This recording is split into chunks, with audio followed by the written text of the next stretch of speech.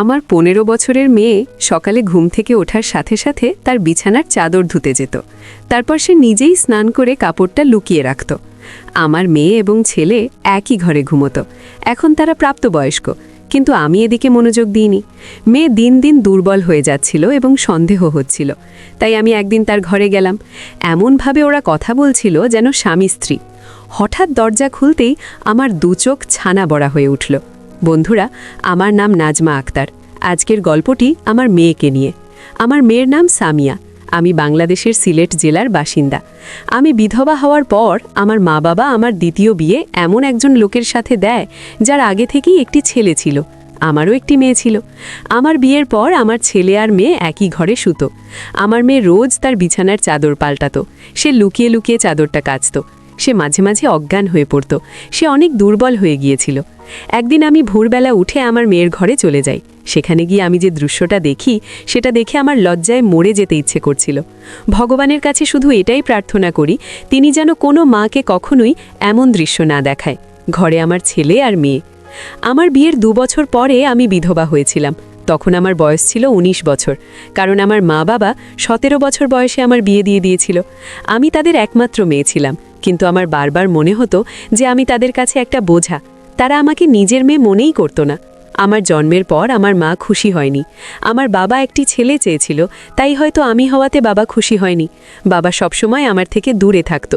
বাবা আমাকে নিজের সন্তানের মতো ভালোবাসতেই পারেননি। উনি আমাকে দেখলেই রেগে যেতেন। আমাদের পরিবারে দ্বিতীয় বিয়ে করার নিয়ম ছিল না, তাই বাবার বিয়ে করতে পারেনি। সেই কারণে বাবার আমার উপর খুব রাগ ছিল। তাই বাবা তাড়াতাড়ি আমার বিয়ে দিয়ে দিয়েছিল। আমার স্বামী একটি সরকারি স্কুলে পড়াতেন। আমাদের একটি 3 বছরের মেয়ে ছিল। একদিন হঠাৎ স্কুল থেকে ফেরার পথে আমার স্বামীর অ্যাক্সিডেন্ট হয়, আর তিনি মারা যান। আমার স্বামীর মারা যাওয়ার পর আমার দিন খুব কষ্টে কেটেছিল। আমার উপর অনেক দায়িত্ব এসে পড়েছিল। কিছুদিন পর আমার শ্বশুর শাশুড়ি আমাকে আমার বাপের বাড়িতে পাঠিয়ে দেন। আমি তাদের উপর বোঝা হয়ে উঠেছিলাম। তারা তার ছেলের মৃত্যুর জন্য আমাকেই দায়ী করতেন। তারা এমন করতেন যেন আমি তাদের ছেলেকে মেরে ফেলেছি। আমিও চুপচাপ আমার মা বাবার বাড়িতে চলে আসি।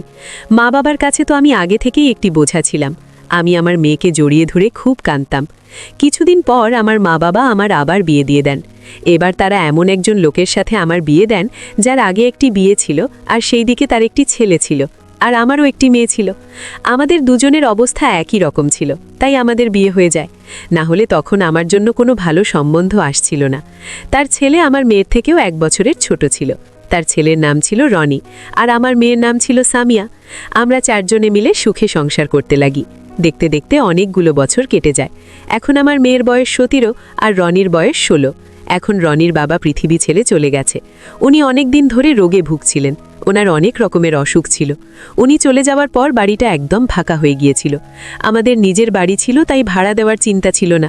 আমাদের বাড়িতে একটি ছোট্ট দোকান ছিল। একদিন আমি ঘুমোচ্ছিলাম, হঠাৎ আমি একটি আওয়াজ শুনতে পাই, যেটা শুনে আমার ঘুম ভেঙে যায়। আমি বুঝতে পারি যে আওয়াজটি রনির ঘর থেকে আসছিল। আমি দৌড়ে রনির ঘরে গিয়ে পৌঁছি। সেখানে গিয়ে দেখি রনির ঘরের ছাদটা ভেঙে গেছে। আমার ভয় হয় যে রনি ছাদের নিচে চাপা পড়ে যায়নি তো। আমি একটু কাছে গিয়ে দেখলাম যে রনি সেখানে নেই। রনি হয়তো বাথরুমে গেছে। ও খুব জোর বেঁচে গেছে। আমি আল্লাহকে ধন্যবাদ জানাই যে রনি নিরাপদে আছে। ওর কিছু হয়ে গেলে আমি ওর পরপরের পিতাকে কি করে মুখ দেখাতাম। কিন্তু আমাদের কাছে এখনও তো টাকা নেই যে আমরা রনির ঘরটা মেরামত করতে পারবো। আমি ঘরটা যেমন আছে সেরকমভাবে রেখে দিলাম। আমি গিয়ে রান্নাঘরে আমার বিছানা করলাম, আর আমার ছেলে মেয়েদের ঘরে শুতে বললাম, কারণ তখন শীতকাল ছিল আর বাইরে খুব ঠান্ডা ছিল। আমার ঘরে একটাই বিছানা, সেখানে দুজন খুব কষ্টে শুতে পারত। আমার ছেলে আর মেয়ে দুজনকেই এখন একই ঘরে শুতে হতো। একদিন সকালে রনি তাড়াতাড়ি উঠে জলখাবার খেতে চলে আসে, কিন্তু সামিয়া তখনও ঘুমোচ্ছিল। এতে আমি অবাক হই, কারণ সামিয়া রোজ ঘুম থেকে তাড়াতাড়ি ওঠে। আজও এতবেলা অবধি ঘুমোচ্ছে কেন? আমি সামিয়াকে ডাকি, কিন্তু তার কোনো সাড়া পাওয়া যায় না। তারপর আমি তার ঘরে গিয়ে দেখি সে অজ্ঞান হয়ে পড়ে আছে। এটা দেখে আমি খুব ঘাবড়ে যাই। আমি রনিকে বলি তাড়াতাড়ি একজন ডাক্তার ডেকে আনতে। ডাক্তার এসে বলে যে সামিয়া খুব দুর্বল, ও শরীরে রক্ত কমে গেছে। তাকে দিয়ে কোনো ভারী কাজ করানো ঠিক হবে না। তাকে এখন আরাম করতে দেওয়া উচিত। ভালো করে খাওয়া দাওয়া করলে ও ঠিক হয়ে যাবে। সামিয়ার যখন জ্ঞান ফেরে, তখন আমি ওকে জিজ্ঞেস করি, তোর কি হয়েছে? সামিয়া বলে, জানি না কি হয়েছে। আমি বসেছিলাম, হঠাৎ আমার মাথাটা ঘুরে গেল। আমি বলি, তুই বিশ্রাম নে, আমি তোর জন্য কিছু খাবার নিয়ে আসছি। এই বলে আমি রান্নাঘরে চলে যাই। যখন আমি খাবার নিয়ে তার ঘরে আসি, তখন দেখি সামিয়া বিছানায় নেই, আর বিছানার চাদরটাও নেই। আমি ঘরের বাইরে গিয়ে দেখি সামিয়া সেই চাদর কাঁদছে। আমি ওকে বলি, তুই এখন চাদর কাঁদছিস কেন? ডাক্তার তোকে আরাম করতে বলেছে, এক্ষুনি ওঠ ওখান থেকে, আর নিজের ঘরে যা, গিয়ে কিছু খেয়ে নে। সামিয়া বলে, না মা, এই চাদরটা কাঁচার দরকার। তুমি তো জানো আমাদের বাড়িতে একটাই চাদর আছে, এটা না কাচলে রাতে বিছানায় কি পাতব? আমি বলি, চাদরটা তো অতটা নোংরা হয়নি যে আজকে কাচতে হবে। হঠাৎ তোর চাদর কাচার ভূত চাপলো কেন মাথায়? তুই ওঠ ওখান থেকে, চাদরটা আমি কেচে দেব। কিন্তু সে আমার কথা শুনল না।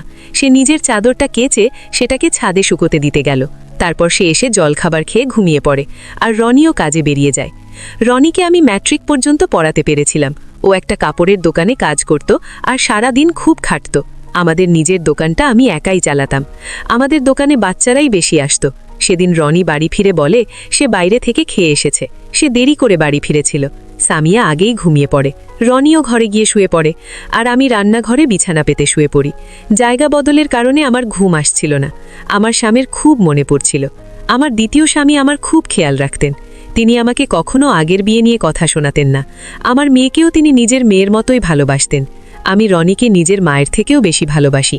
সে আমার সব কথা শোনে। এখন বাড়িতেও একমাত্র ছেলে আর আমাদের একমাত্র ভরসা। ও না থাকলে আমরা মা মেয়ে কোথায় যেতাম? রনি কাজও খুব ভালো করত। আমি ওকে বলেছিলাম পড়াশোনা শেষ করতে। ওর কাছে যদি একটা ভালো ডিগ্রি থাকে তাহলে ও ভালো একটি চাকরি পাবে। ও আমার কথা মেনে নিয়েছিল। পরের দিন সকালে সামিয়া আবার অজ্ঞান হয়ে পড়ে। এইবার ওর চেহারা দেখে আমি ভয় পেয়ে যাই। মনে হচ্ছিল ওর শরীর থেকে সব রক্ত বেরিয়ে গেছে। ও পুরো সাদা হয়ে গিয়েছিল। আমি আবার ডাক্তারকে ডেকে পাঠালাম। ডাক্তারবাবু এসে বললেন, ওকে কি খাওয়ানো হয়েছে?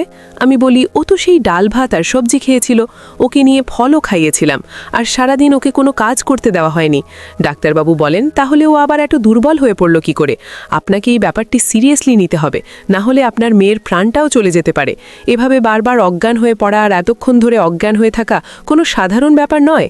ডাক্তারবাবু চলে যাওয়ার পর যখন সামিয়ার জ্ঞান ফেরে, তখন আমি ওকে বলি, আজকে তুই যদি কোনো কাজ করিস তাহলে আমার থেকে খারাপ কেউ হবে না। কিন্তু কিছুক্ষণ পর যখন আমি সামিয়ার ঘরে যাই, তখন আমি আবার দেখি ও তার বিছানার চাদর কাঁদছে। এইবার আমি দূর থেকে সামিয়াকে দেখছিলাম। ও যা সব করছে কোনোটি সাধারণ নয়। যবে থেকে রনি আর ও এক ঘরে শুচ্ছে, তবে থেকে এমন অদ্ভুত আচরণ করছে। তবে থেকেই ও অজ্ঞান হতে শুরু করেছে। ওরা দুজন সৎ ভাই বোন হয়, কিন্তু ছোটবেলা থেকেই ওরা একসাথে বেড়ে উঠেছে। ওরা নিজের ভাই বোনের মতো একে অপরকে ভালোবাসে। তাহলে দিন দিন আমার মেয়ের শরীরটা দুর্বল হয়ে যাচ্ছে কেন? এমনটা তো তখনই হয় যখন একটি মেয়ে গর্ভবতী হয়, কিন্তু একটি কম বয়সী মেয়ের এরকম হওয়া একেবারেই স্বাভাবিক নয়। পরের দিন সকালে আমি দেখি সামিয়া ছাদে চাদর শুকোতে দিতে গেছে। ও ভয়ে ভয়ে আশেপাশে দেখছিল যে কেউ দেখছে কিনা। আমি রান্নাঘরের জানালা থেকে সব দেখতে পাচ্ছিলাম। ওর আচরণ আমার খুব অদ্ভুত লাগে। ও আমার ঘরে এসে শুয়ে পড়ে আর নিজের উপর একটি চাদর চাপা দিয়ে দেয়, যাতে আমি বুঝতে না পারি যে ওর নিচে কোনো চাদর আছে কিনা। আমি ওর জন্য খাবার বানিয়ে নিয়ে যাই। আমাদের দোকানটা তেমন ভালো চলছিল না। সেখানে খুব বেশি খদ্দের আসতো না। শুধু বাচ্চারাই আসতো ওই ট্রফি আর চকলেট কিনতে।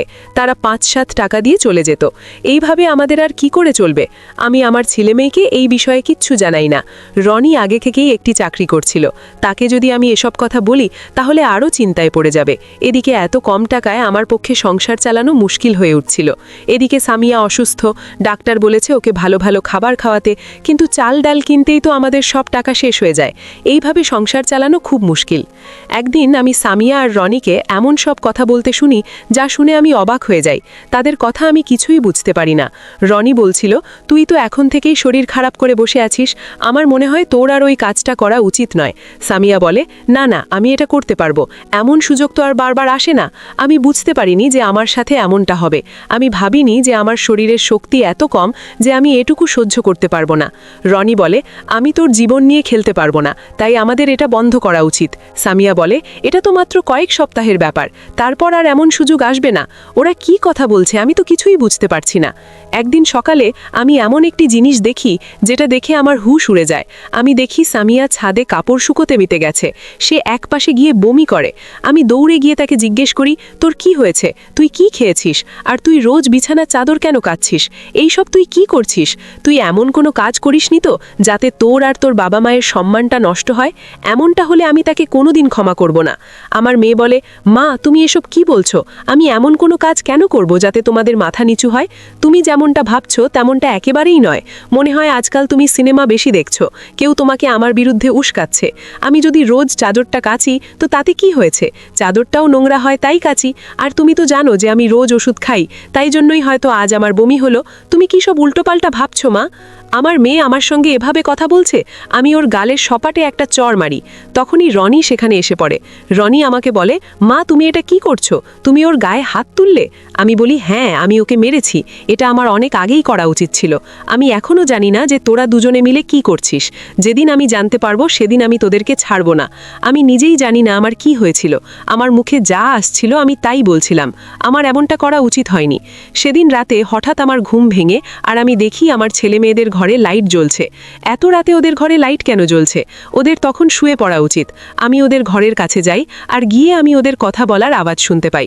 ওরা কিছু একটা নিয়ে কথা বলছিল। আমি বাইরে দাঁড়িয়ে ওদের কথা শুনছিলাম। রনি বলছিল, তুই খুব ভাগ্যবতী। সামিয়া বলে, হ্যাঁ সে তো বটেই, কিন্তু কাল যখন আবার আমার শরীর খারাপ হবে তখন মা আবার চিন্তা করবে। রনি বলে, আর মাত্র কয়টা দিনের ব্যাপার, একটু সহ্য করে নে। আমি ভাবি ওরা এইসব কি কথা বলছে। আমি আর সহ্য করতে পারলাম না। আমি দরজা খুলে ভিতরে যাওয়ার চেষ্টা করলাম, কিন্তু যেই দরজাটা খুলতে গেলাম আমি দেখি দরজা ভেতর থেকে বন্ধ। ওরা ঘরের দরজা বন্ধ করে কেন শুয়েছে?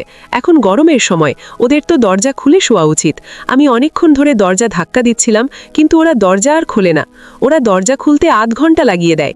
যখন ওরা দরজা খোলে তখন আমি ভেতরে গিয়ে দেখি ওরা দুজন ছাড়া ঘরে আর কেউই নেই। ওদের চোখ মুখ দেখে মনে হচ্ছিল ওরা ঘুমোচ্ছিল। আমি ওদের জিজ্ঞেস করলাম, তোরা কি করছিস? ওরা বলে, আমরা তো ঘুমোচ্ছিলাম। আমি বলি, মিথ্যা কথা বলিস না, তোরা জেগেছিলিস, আমি তোদের কথা বলার আওয়াজ শুনতে পাচ্ছিলাম। ওরা বলে, আমরা এত রাতে কেন জেগে থাকবো? আমাদের কি কাল পরীক্ষা আছে যে আমরা জেগে থাকবো? আমরা ঘুমিয়ে পড়েছিলাম। তখন আমার কাছে বলার মতো কিছুই ছিল না। ওদের সত্যি দেখে মনে হচ্ছিল যেন ঘুমোচ্ছিল। আমি আর কিছু না বলে ওখান থেকে চলে আসি, কিন্তু আমার মনে হচ্ছে কিছু একটা গন্ডগোল তো আছে। একদিন আমি আমার মেয়ে হাতের কালশিটে দাগ দেখতে পাই। আমি তাকে জিজ্ঞেস করি যে তোর চোট লাগলো কি করে? সে আমাকে বলে যে তরকারি কাটতে গিয়ে ছুরিতে তার হাত কেটে গেছে। কিন্তু ছুরিতে কাটলে তো আঙুলটা কাটতো, ওর হাতের উপর কি করে কাটলো? কখনো সে অজ্ঞান হয়ে পড়ছে, কখনো তার শরীরে আঘাতের চিহ্ন, কখনো সে লুকিয়ে লুকিয়ে বিছানার চাদর কাটছে। এসব কি হচ্ছে? আমি যেটা ভাবছি সেটাই সত্যি নয় তো? আমি আল্লাহর কাছে প্রার্থনা করছিলাম যে আমার আশঙ্কাই যেন সত্যি না হয়, কিন্তু এসব চিহ্ন তো সেই সব দিকেই ইঙ্গিত করছে। ভুলটা আমারই সামিয়া আর রনিকে এক ঘরে শুতে দেওয়া উচিত হয়নি। ওরা ভাই বোন হলেও তোরা সৎ, আর ওরা কম বয়সী ছেলেমেয়ে। এই বয়সের ছেলেমেয়েরা অনেক সহজে ভুল করে বসে, ওদের আবেগ অনেক বেশি। আমারই ওদের উপর নজর রাখা উচিত ছিল। বড়রা যদি ছোটদেরকে না সামলায় তাহলে তো ওরা ভুল করবেই। সব দোষ আমার।